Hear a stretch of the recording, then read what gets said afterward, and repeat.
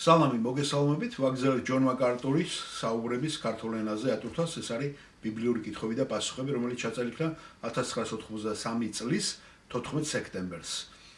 გლენდეილის უბანში, კალიფორნიის შტატში, ლოს-ანჯელესში. ძალიან საინტერესო კითხვა არის შემდეგი კითხვა და ალბათ შეიძლება ამ თითქმის 400-მდე კითხვა რო ვთარგმნით, შეიძლება ეს მარგალიტად დაიდოს და ერთ-ერთი მე რამოდენიმე აღნიშნია კითხვაც მომეწონა და პასუხიც მით უმეტეს ბატონი ჯონის და ძალიან პრაქტიკული, ვისაც აინტერესებს ეს თემა, ვისაც აინტერესებს ღმერთთან ურთიერთობა და ნახეთ რა კარგად ცემს პასუხს და რა ნაყოფიერია ჩვენთვისაც. მოდით მოусმინოთ, მე ესე დავასათაური. შეიძლება განვიცადოთ და შევიგრძნოთ ღმერთთან ურთიერთობა? გამარჯობა ჯონ, ჩემი სახელია და ჯონი აწყვეტინებს, თუ შეგიძლიათ მიკროფონი ოდნავ მაღლა აწიოთ. იმიტომ ძალიან დაბლა არის. სახელური შუაში მოკიდეთ ხელი და აწიეთ და გმადლობთ. დიახ, მე მქვია მაიკი იგივე მაიკლი არის, ანუ მიხეელი. მე ვიცი რომ არასწორი იქნებოდა გამოცდილებაზე და ემოციაზე ყურადღების გამახვილება ქრისტიანულ ცხოვრებაში, მაგრამ მე ვკითხულობდი ტოზერს, სპერჯენს, ჰადსონ ტეილორის რაღაცა ჩანაწერებს და ასევე როცა ვკითხულობ ფსალმუნებს და ვამჩნევ მათში, რომ ისინი ბევრს ლაპარაკობდნენ ღმერთის არსებობაზე და მთელი განცდებით და ემოციებით გადმოცემენ ამას. მე უბრალოდ მაინტერესებს ერთი რამ, რაც ტოზერმა თქვა. ჩვენ მზადა ვართ რომ მივიღოთ დოქტრინალურად და პოზიციურად ეკლესიაში ღმერთის არსებობა, მაგრამ არა გვაქვს მასთან რეალური გამოცდილებაო.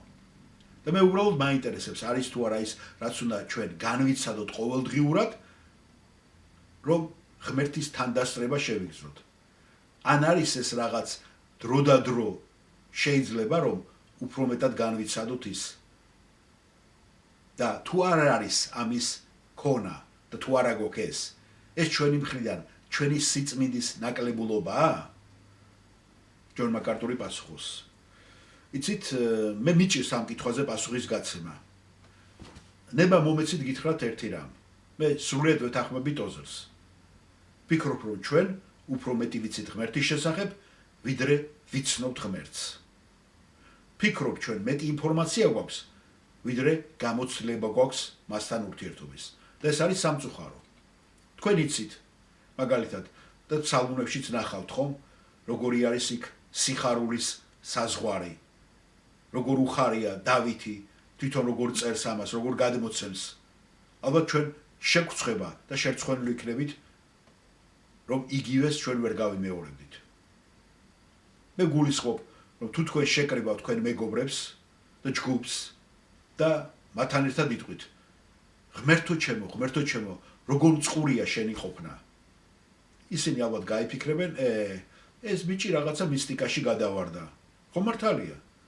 მე გულისხმობ, რომ როდესაც თქვენ ლოცულობთ, რომელიც გულის სიღრმიდან ამოდის და ამოფეთქავს ზიარების დროს. რაღაც როგორც ფსალმუნებშია ეს. ბევრი ხალხი იფიქრებდა, თქვენ რაღაცა დაგემართათ და მე მგონი ამან მოუშვტვინაო.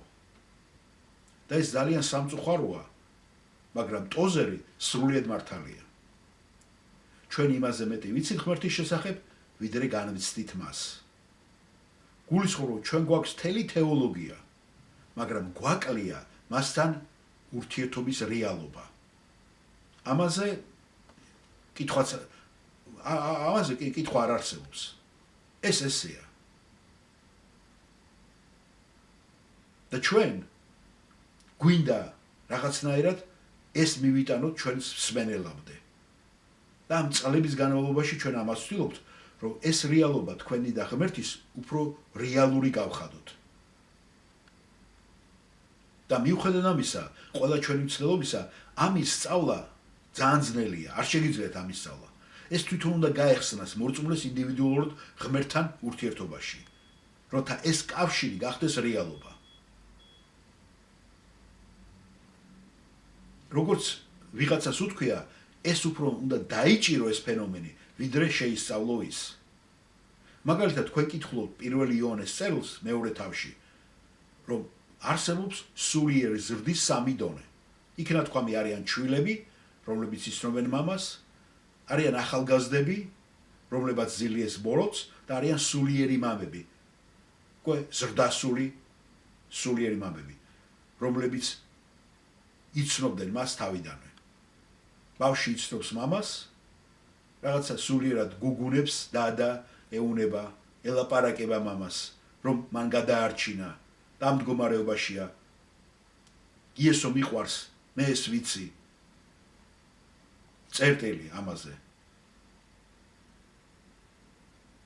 მან იცის ღმერთი და ეს არის მისი მდგომარეობა.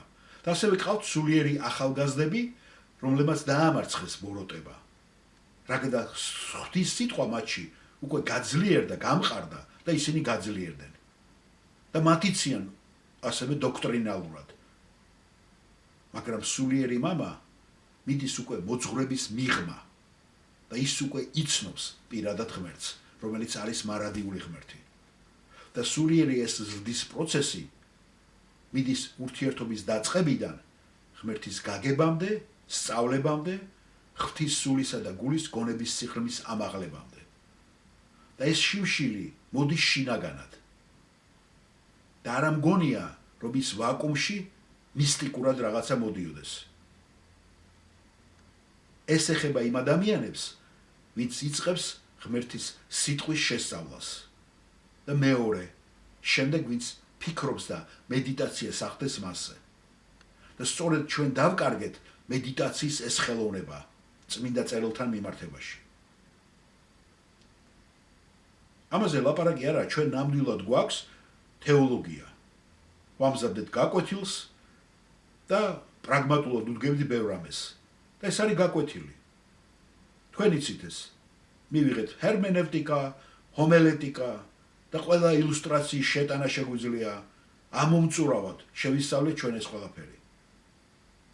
თქვენ იცით ეს, იღებთ თქვენ ქადაგებას, რომელსაც თქვენ პატარა ბავშვს უწოდებთ, თქვენ ჩვილბავშვს, რომელსაც ელოლიავებით ამზადებთ, იწყებთ პარასკევს, შაბათ-ღამით უფრო იმაშვებით და ააფეთქებთ ამას კვირადილას. კათედრაზე რო ვახვალთ და ჩაატარეთ ეს ნომერი ყველაფერი.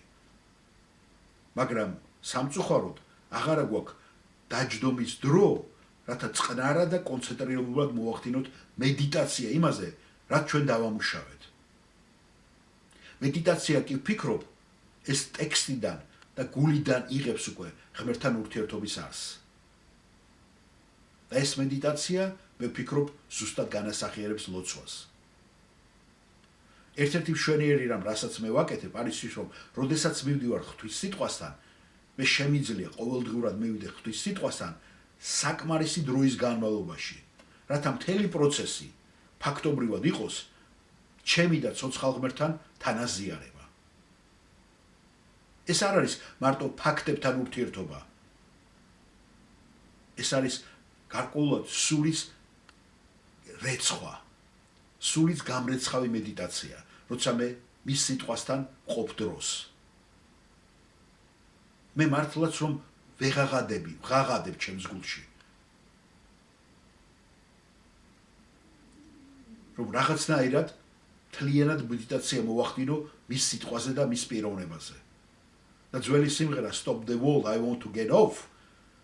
გააჩერეთ სოფლიო, მე მინდა ჩამოვიდე musically. ეს ძალიან მართალია. ჩვენ ისე ვართ ამ დროის მაჯისცემაში, ამ სამყაროს მაჯისცემაში ჩართული, რომ ვერ ვახდენთ მედიტაციას, გამოცალკევებას, რათა ღმერთთან დავყოთ ურთიერთობა. არა თეორიულად გაკვეთილის და რაღაც სალექციო დონეზე, არამედ პირადად. ჩვენ დავკარგეთ ამ მედიტაციის უნარი. ისე ვართ ჩაძირულები ამ სამყაროს ხმაურში. როგორ ფიქრობთ, რას გულისხმობდა იერემია წინასწარმეტყველი, როდესაც თქვა პოვე შენი სიტყვები და მე ისინი შევჭამე. რა გააკეთა მან? ეს უნდა ყოფილიყო მის საფიქრალი. რომ შენი სიტყვა იყო ჩემში სიხარული და მღელვარება ჩემს გულშიო. ეს სიტყვა თავისუფლებს სწორედ ამ სიხარულს. გულისხმობ იმას, რომ მე ამას უკვე განვიცდი, დარწმუნებული ვარ, რომ თქვენც განიცდით გარკვეულწილად, როდესაც სწავლობთ და მიდიხართ ღვთის სიტყვასთან. ეს არის მხოლოდ და მხოლოდ უზომო სიხარულის გრძნობა, რომელიც შენ გეუფლება იმ ღმერთის შესახებ, რომელიც შენ ყავს მანდ მოცემული. მე მთელი კვირა ვსწავლობდი რომაელთა მერვე თავის 28 მუხლს. და გულისხმობ ეს არის ძალიან დასაფიქრებელი რამ, რომ ყველაფერი ერთად მუშაობს სიკეთისათვის. ყველაფერი, არა თუ ყველა, არამედ სრულიად ყველაფერი. და რა არის ყველაფერი? ეს არის აბსოლუტურად და მე სია ჩემ თავში ჩამოვწერე. აბსოლუტურად ყველაფერი, რაც ხდება ჩვენს ირგვლივ.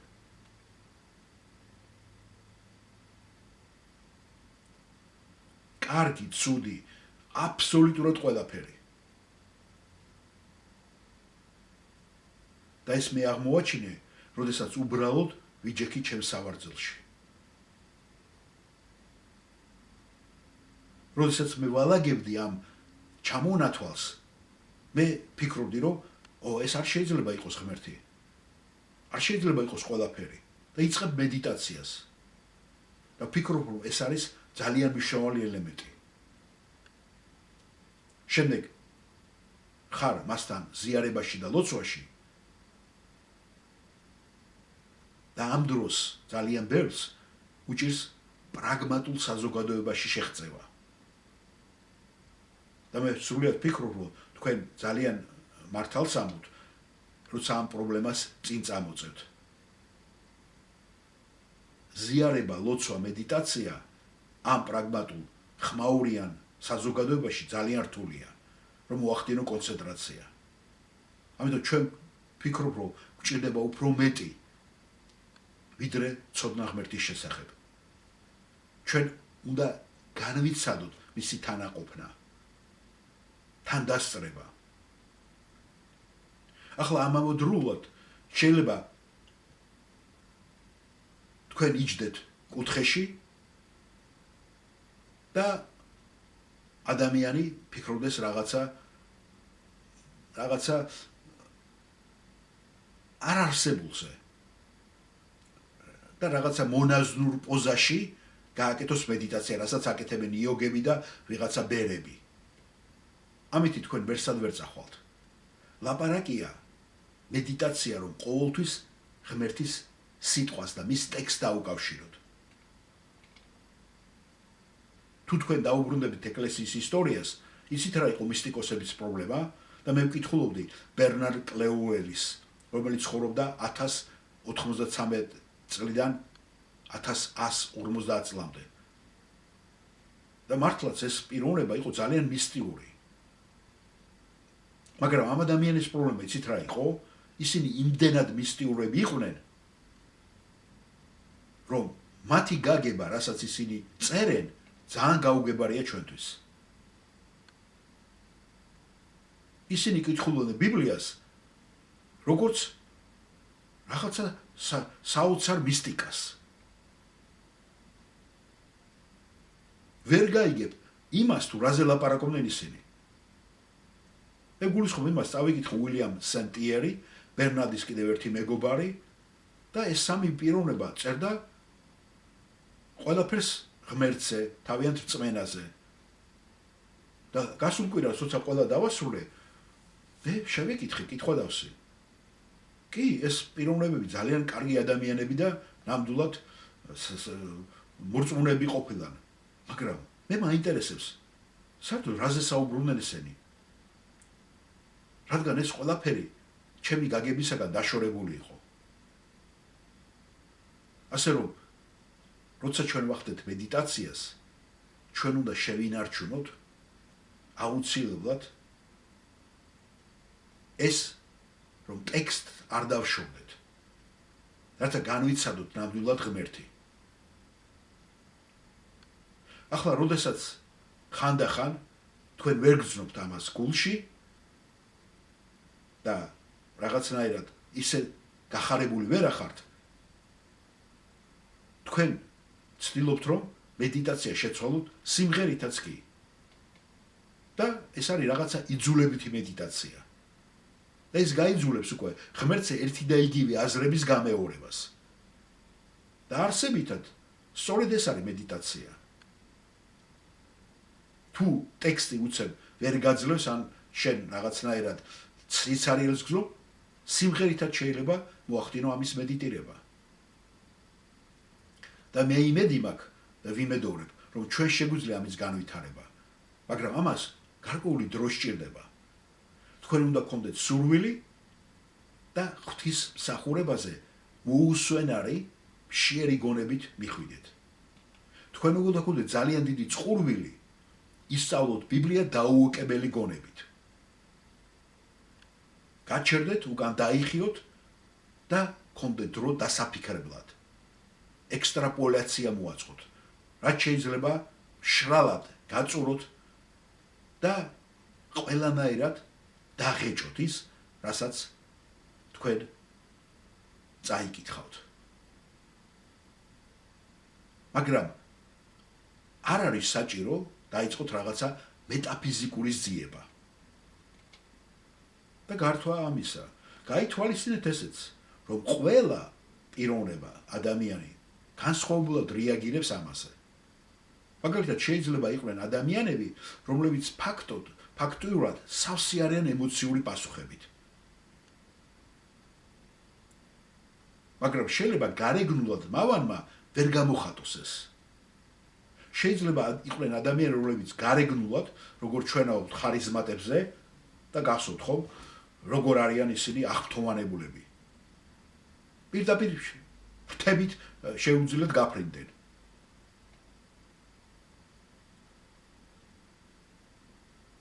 რაც შეეხება, იცით ხომ, ექსტაზში და თავიანთ გამოცდილებას რო აფიქსირებენ ხოლმე. და იმათმა შეიძლება გაუტიონ და გაუტიონ. მაგრამ ამავე დროს ეს არ იყოს რეალური. ვიდრე მაგალითად მეორე ადამიანი, რომელიც შვიდად მედიტაციას ახდენს, რომელიც ის სადღაც ინგლისის ეკლესიაში და ღმერთს ჭვრეთს საკუთარი სულის ხედვით. ასე რომ თქვენ არ უნდა მოახდინოთ ყოველთვის ამ ხრის გარეგნული განსჯა. ეს ძალიან ვიმეორებ, ძალიან პირადული საქმეა. მადლობა პასუხისათვის, ჯონ.